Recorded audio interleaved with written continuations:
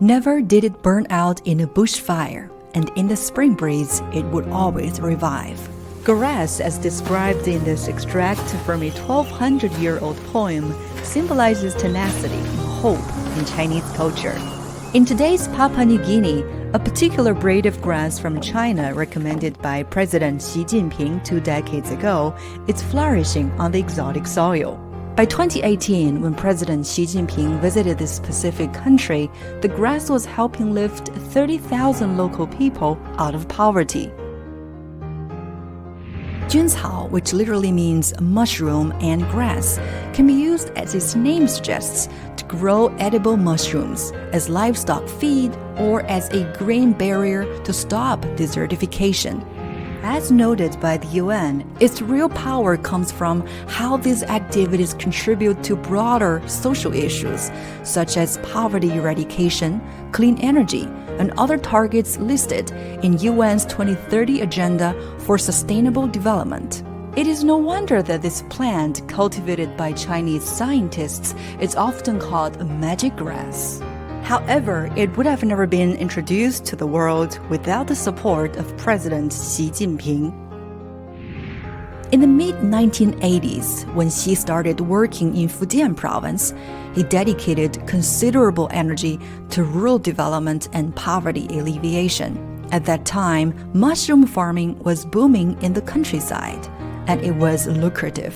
In a vicious cycle, farmers felling trees en masse for fungi substrate were causing deforestation, which caused economic stagnation.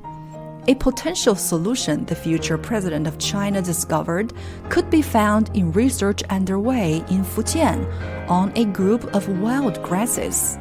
所以是在这个事情，我都从内心非常感谢这个，非常感激这个我们这个当时的徐县长对科技工作的支持，因为他的支持底下呢，所以后来才会建了我们福建省也是全国也是全世界第一个的菌草科学实验室。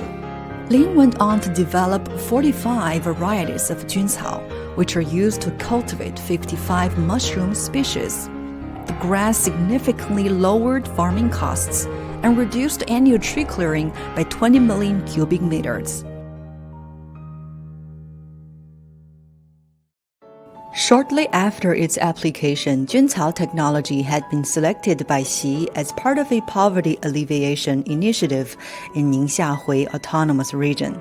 In Xihaigu of Ningxia, an area declared uninhabitable by the UN World Food Program, the first 27 farmers to join the juncao program quickly doubled their incomes.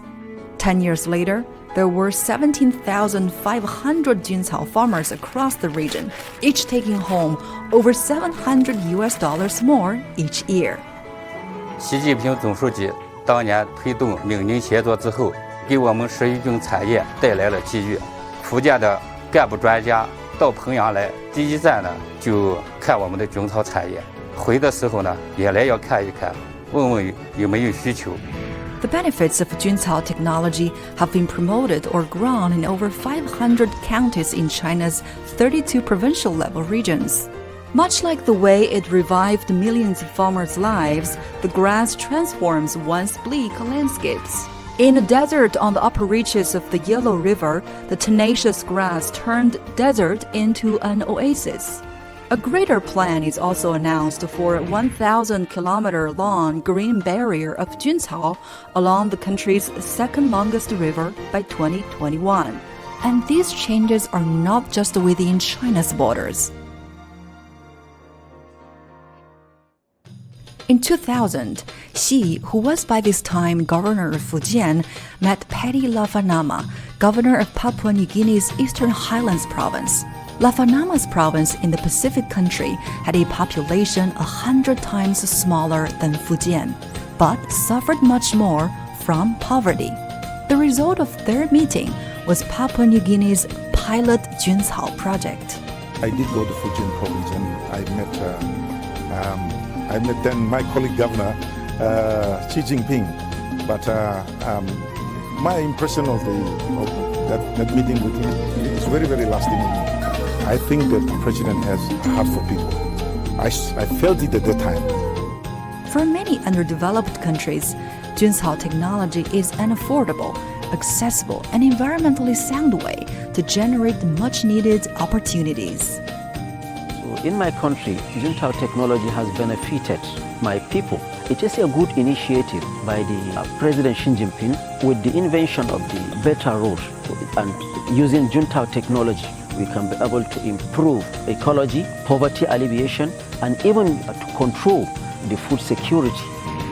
From the island of Fiji to landlocked Rwanda, from the jungles in Brazil to the desert in Jordan, Juncao has now taken root in 106 countries around the globe. This magic grass, the symbol of hope, shows how China's concept of a community of a shared future can be cultivated worldwide.